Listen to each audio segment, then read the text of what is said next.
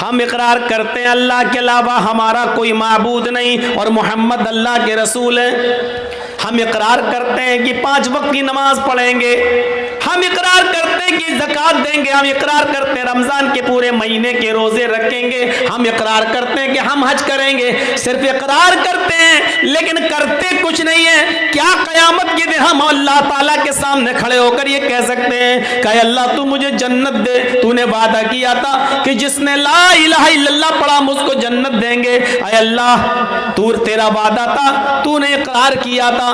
अल्लाह कहेगा मेरे बंदे मैंने कहा था, तुमने भी तो वादा किया था अल्लाह के अलावा कोई माबूद नहीं और मोहम्मद सल्लल्लाहु अलैहि वसल्लम अल्लाह के बंदे और रसूल हैं। यानी तुमने इस बात का इकरार किया था कि 5 वक्त की नमाज पढ़ना चाहिए, रोजा रखना चाहिए, हज करना चाहिए, ज़कात देना चाहिए। मेरे बंदे तूने अपने वादे को पूरा नहीं किया, तूने जो इकरार किया था उस इकरार पर तू पूरा का पूरा कायम नहीं रहा, तो मैं अपने वादे पर क्यों कायम रहूं?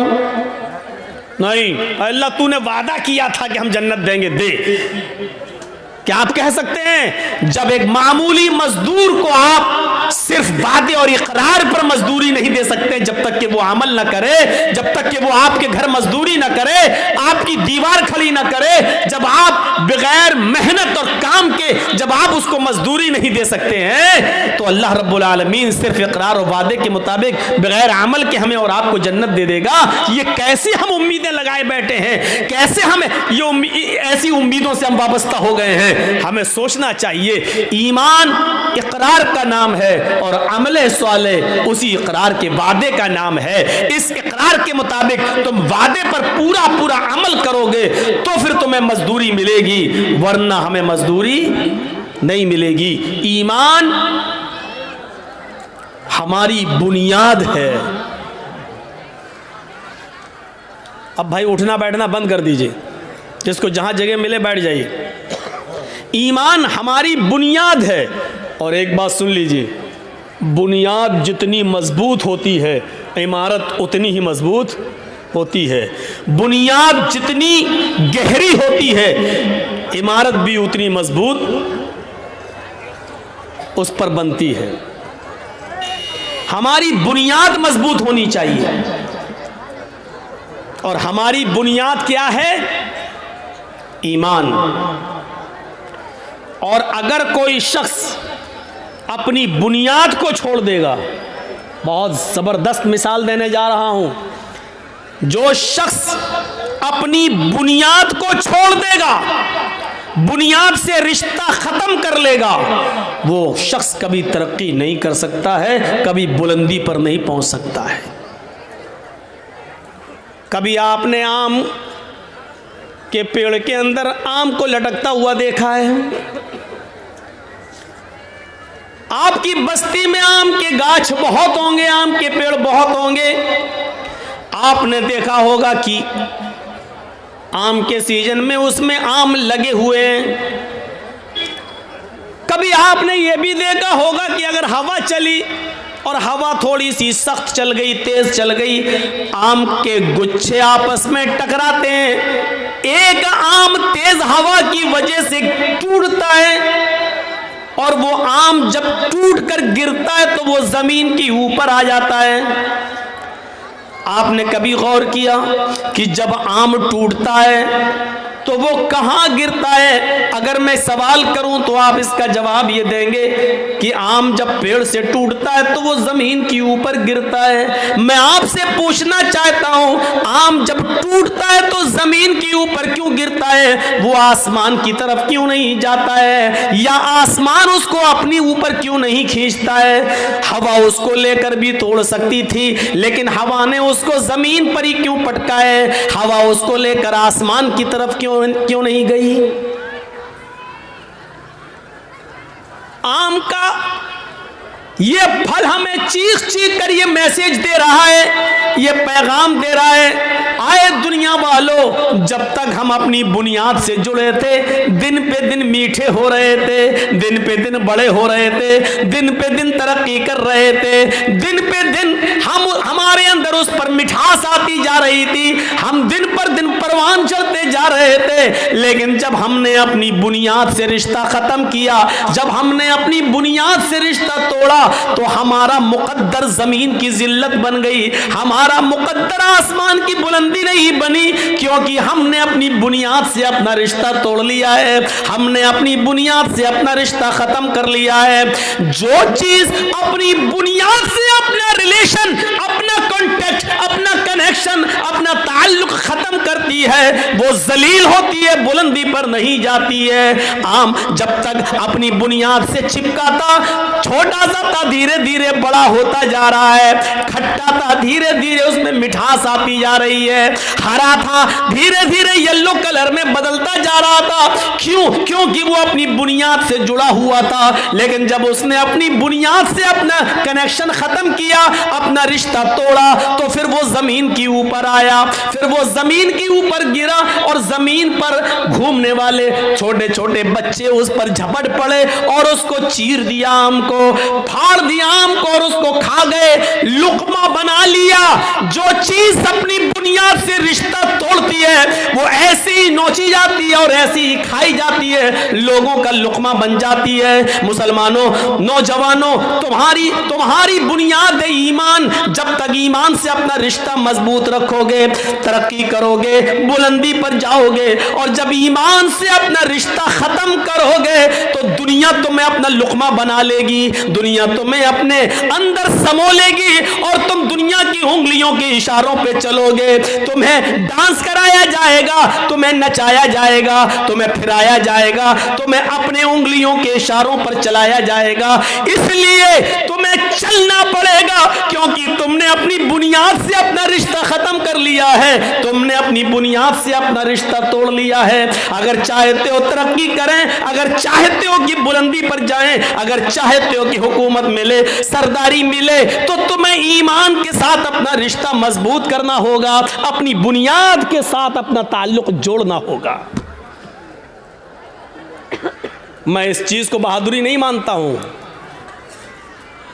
चंद लड़कों के बीच में एक लड़की जाती है और चेहरा खोली हुई है, लेकिन बस ऊपर से पर्दा डाले हुए है, और लोगों के बीच में जाकर अल्लाह अकबर का नारा लगा देती है। थोड़ी देर के लिए शाबाशी मिल जाएगी, थोड़ी देर के लिए जज्बाती मुसलमान जज्बात में बह जाएंगे, और उस लड़की की आवाज में आवाज मिलाकर फिर कलकत्ता में भी एहतिजाज होगा, कर्नाटक में भी एहतिजाज होगा, बंबई में भी एहतिजाज होगा। लेकिन हम इस एहतिजाज को सही नहीं मानते हैं। सही तो हम तब मानते जब एक लड़की हिजाब में गई और उसके हिजाब को उतरवाने की कोशिश की जा रही है, उसके हिजाब को उतरवाया जा रहा है, उसके इस हिजाब के उतरवाने की कैफियत को देखकर हम जितने भी मुसलमान हैं और जितने भी मुसलमान बहनें और माएं और बेटियां हैं, इनको इतना गुस्सा आ जाना चाहिए कि अब हमारे जिस्म से इन कमबख्तों ने हिजाब उतरवाने का प्लान बनाया है।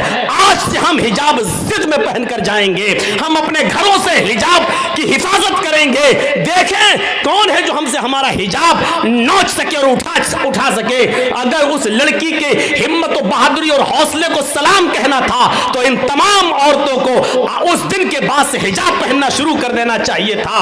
अगर ये सारी हिंदुस्तान की औरतें हिजाब पहनना शुरू कर दें, बुर्का ओढ़ना शुरू कर दें, चेहरा छिपाना शुरू कर दें, देख लीजिए डिबेट कितनी जल्दी बंद हो जाएगी, और फिर कोई आदमी हिजाब पर फिर पाबंदी नहीं लगाएगा, क्योंकि वो जान जाएगा कि अब मुसलमान एक जख्मी शेर की तरह है। इसकी एक औरत से अगर हिजाब उतरवाया तो ये सारी की सारी औरतें हिजाब पहनने वाली बन जाती हैं। तो इसलिए इसको छेड़ो ही मत। ये होना ये चाहिए था, लेकिन हुआ ये कि हम एहतिजाज कर रहे हैं, और चुनाव के बाद 10 मार्च के बाद ये एहतिजाज बंद हो जाएगा।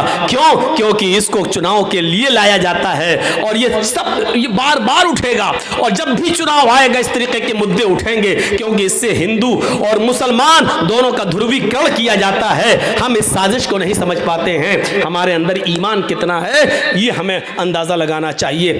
आपने एक पतंग को देखा होगा, पतंग उड़ती है। क्यों उड़ती है? हमने उस पतंग को उड़ाया, आगे बढ़ी, हमने ढील दी, वो और आगे बढ़ी, हमने और ढील दी, हल्का सा इशारा किया, फिर ढील दी, वो और आगे बढ़ी। हवा उसको बुलंदी पर ले जा रही है। वो पतंग बुलंदी पर क्यों पहुंची? कौन लेके गया? हवा।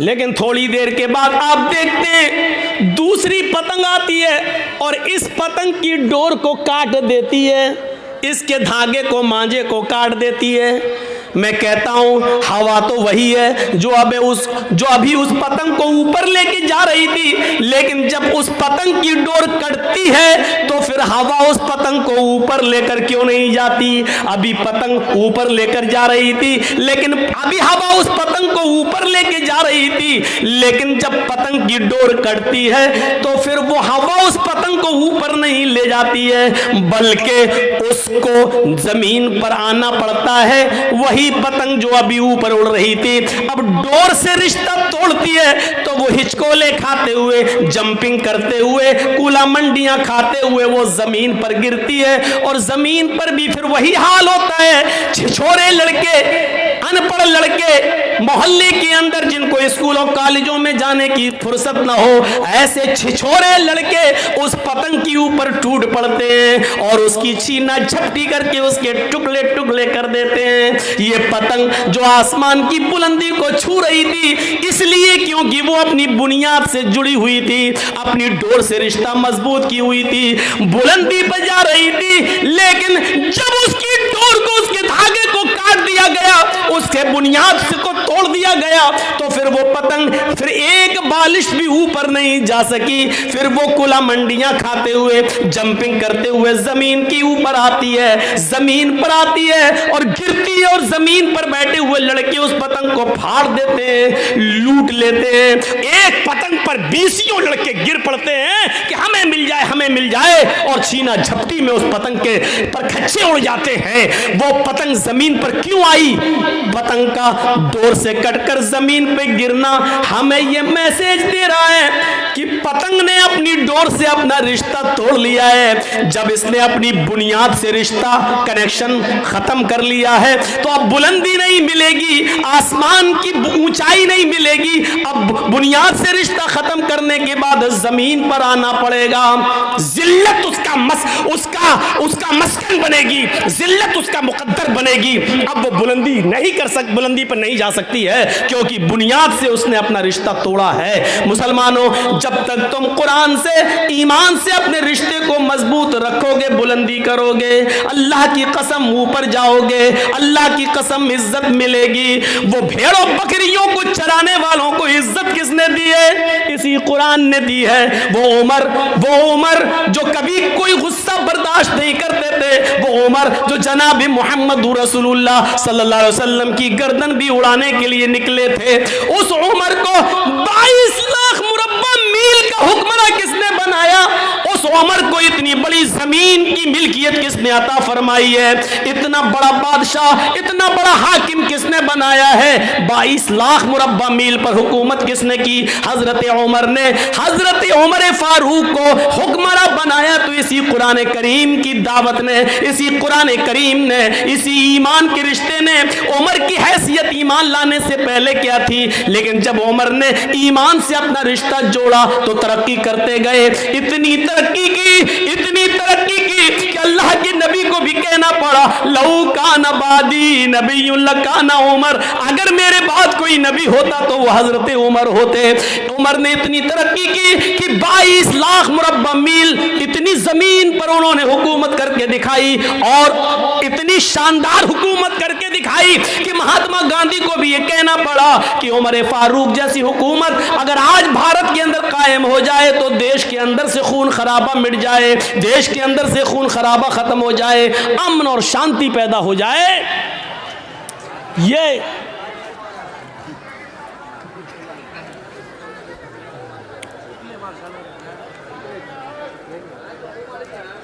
ये हमारे ईमान का हाल है। छोड़ दी कोई बात नहीं, छोड़ दी। कोई लेडीज़ ही उनको कह दे जो लाइट मार रही है लाल वाली कोई बच्ची होगी, छोटी होगी, हरकत कर रही होगी, छोड़ दे, बैठिए बैठिए। আপনারা বসুন, একদম কেউ দাঁড়াবেন না। तो मेरी बात आपने अच्छी तरीके से समझ ली है। ईमान से जितना रिश्ता हमारा मजबूत होगा उतना हम आगे बढ़ेंगे, तरक्की करेंगे। इन मिसालों से अब हम समझ गए हैं कि हम जलील क्यों हैं, हम रुस्वा क्यों हैं, बदनाम क्यों हैं। इसका जवाब देने की ज़रूरत नहीं, क्योंकि आपके पास इसका जवाब है, आप जानते हैं इसका जवाब, और जवाब देने में कोई हर्ज नहीं।